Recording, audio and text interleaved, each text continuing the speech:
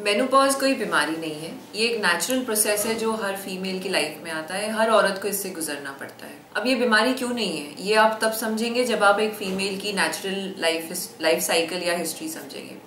सबसे पहले आपको पीरियड्स आने शुरू होते हैं, जिसे हम मेनार्की कहते हैं। फिर होती है आपकी रिप्रोडक्टिव एज ग्रुप, जब आप प्रेग्नेंट होते हैं या जब आपके नॉर्मल साइकिल्स आते हैं। जब ये सब होना बंद हो जाता है तब आप मेनोपॉज आता है आपको, उसको आप कहते हैं मेनोपॉज अटेन करना। तो बेसिकली अगर हम किताबों के हिसाब से जाएं, मेनोपॉज आप तब एक्सपीरियंस करते हैं या आप एक्सेप्ट करते हैं जब 1 साल तक लगातार आपको एक भी पीरियड ना आए, आपको कोई दाग ना पड़े, बिल्कुल कुछ ऐसी एक्टिविटी ना हो, तब हम कहते हैं कि एक औरत को मेनोपॉज आ चुका है, उन्होंने अटेन कर लिया है। बेसिकली ये सब हार्मोनल चेंजेस की वजह से होता है। फीमेल्स में एक पर्टिकुलर अमाउंट ऑफ काम है जो ओवरीज कर सकते हैं, उसके बाद ओवरीज साइलेंट हो जाते हैं। इसीलिए एक पर्टिकुलर एज के बाद आप प्रेग्नेंट भी नहीं हो सकते, क्योंकि ओवरी से ही आपको एग्स मिलते हैं, ओवरी से ही आप प्रेग्नेंट हो सकते हैं। जब हार्मोन्स बनने बंद हो जाते हैं, एग्स बनने बंद हो जाते हैं, तब आप मेनोपॉज अटेन करते हैं। हार्मोन्स जो है वो एक फीमेल की normal day to day functioning के लिए बहुत जरूरी है। फीमेल हार्मोन्स जो ईस्ट्रोजन प्रोजेस्टेरॉन होते हैं, वो आपकी एक्सटर्नल अपीयरेंस, आपके बॉडी के फंक्शंस, जैसे आपके हार्ट के फंक्शन, आपकी मसल्स, बोन्स की स्ट्रेंथ, आपकी ब्रेन की जो नॉर्मल काम जो है हमारा, जैसे मेमोरी, एक्शन, ये सब के लिए जरूरी है। इस कारण से जब आपके हार्मोन लेवल कम हो जाते हैं मेनोपॉज के बाद, आपके पूरे शरीर पे इसका असर आता है। इसको आप प्रिवेंट कर सकते हैं। क्या असर आता है? अगर हम हेड टू टो स्टार्ट करें तो मोस्ट इम्पॉर्टेंटली फीमेल्स को एल्जाइमर्स होने का रिस्क रहता है मेनोपॉज में। हार्ट डिजीज हो सकता है बिकॉज ईस्ट्रोजन प्रोजेस्टेरॉन जो हार्मोन्स हैं वो प्रोटेक्टिव होते हैं।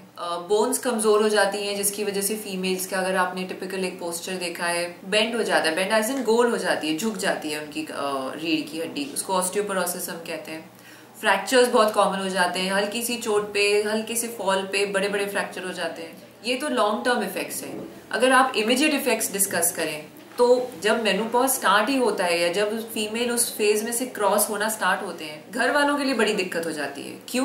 मूड स्विंग्स आने लगते हैं, छोटी छोटी बात पे मम्मी नाराज हो गई, कैसे मनाएं, गुस्सा आने लग जाता है। हॉट फ्लशेस एक फीमेल एक्सपीरियंस करती है कि बाकी सब तो बहुत आराम से बैठे हैं, लेकिन मम्मी को इतना पसीना आ रहा है कि मम्मी ठंड में भी कहती है कि एसी लगाओ। ये कुछ चीजें हैं जो एक फीमेल एक्सपीरियंस करती है। इस फेज में उन्हें फैमिली वालों का भी सपोर्ट बहुत जरूरी है। जैसे मैंने कहा कि इरिटेबिलिटी, मूड स्विंग्स, ये टेम्पररी होता है, लेकिन उन चीजों की वजह से उस टाइम फेज में फीमेल बहुत अनकंफर्टेबल फील करती है। इसको आप प्रिवेंट कैसे कर सकते हो? सिंस मैंने आपको स्टार्टिंग में ही बताया कि ये एक फेज है जो आपको अटेन करना ही है, आप इसके लिए अपने आप को प्रिपेयर कर सकते हो। हर कोई एक हेल्दी लाइफस्टाइल सोचता है, इमेजिन करता है, बट हर कोई उसकी तरफ काम नहीं करता है। बहुत सिंपल सी चीज है, प्लीज हर एक फीमेल ने अपनी लाइफ में एक रूटीन बनाना है। आमतौर पे फीमेल्स एक्सरसाइज को बिल्कुल भी इम्पोर्टेंस नहीं देती। उन्हें लगता है पोंछा मार लिया, कपड़े धो लिए, एक्सरसाइज हो गई, सब्जी लेने गए थे, पैदल आए गए, एक्सरसाइज। ये है एक्सरसाइज, लेकिन ये आपको पतला रख सकती है, आपको थोड़ा बहुत मोटापे से रोक सकती है, बट जो आपकी बॉडी की एक फिटनेस है उसको ये पूरी तरह से आपको प्रिपेयर नहीं करती है। तो आप क्या कर सकते हैं? एक नोशन है इंडियन सोसाइटी में कि फीमेल्स जिम नहीं जा सकती, या वो जिम में जाके क्या करेंगी, या फीमेल्स वेट बेयरिंग एक्सरसाइज जैसे मसल डम्बेल्स हैं, वेट्स उठाना, ये क्या करेंगे उठा के। ये बहुत इंपॉर्टेंट है क्योंकि ये एक्सरसाइज से आपकी बोन स्ट्रांग बनती है। और ये एक्सरसाइज अगर आप सोचेंगे कि 40 की उम्र में जाके मैं कर लूं, तब कोई मदद नहीं कर पाएगी या बहुत कम मदद कर पाएगी, क्योंकि वैसे ही 40 इयर्स में जाके तो सबका शरीर एक ग्रेजुअल लॉस होना स्टार्ट हो जाता है, चाहे वो मेल हो या फीमेल हो। ये आपने करना है जब आप ग्रोइंग ईयर्स में हो, जब आप 25, 20 या इवन 30 इयर्स तक अगर आप ये एक्सरसाइजेस को रेगुलरली अपने बॉडी में, लाइफस्टाइल में इनकलकेट करते हैं, तब आपकी बोन स्ट्रेंथ बनती है। एक चीज और, एंटीऑक्सीडेंट्स सबके लिए जरूरी है।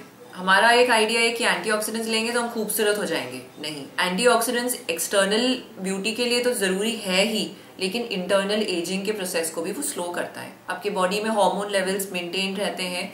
सो एंटीऑक्सीडेंट्स, अब आपको गोलियां खानी जरूरी नहीं है, आपको एंटीऑक्सीडेंट्स खाने में ही मिलते हैं। चिया सीड्स, फ्लैक्स सीड्स, बहुत सारे फ्रूट्स हैं जो आपको एंटीऑक्सीडेंट्स देते हैं। बहुत एक्सोटिक फ्रूट्स भी लेने की जरूरत नहीं है आपको कि आप कीवी खाएंगे तभी आपको एंटीऑक्सीडेंट्स मिलेंगे। आप आंवला खाइए, आप ऑरेंजेस खा सकते हैं, है ना। जो सिट्रस फ्रूट्स होते हैं they are very good source of antioxidants. ये लेना बहुत जरूरी है बिकॉज ये भी आपको हेल्प करते हैं। एक चीज और, हॉर्मोन्स फॉल जरूर कर रहे हैं लेकिन आप इनको सप्लीमेंट कैसे कर सकते हो? You don't have to go towards hormone medicine.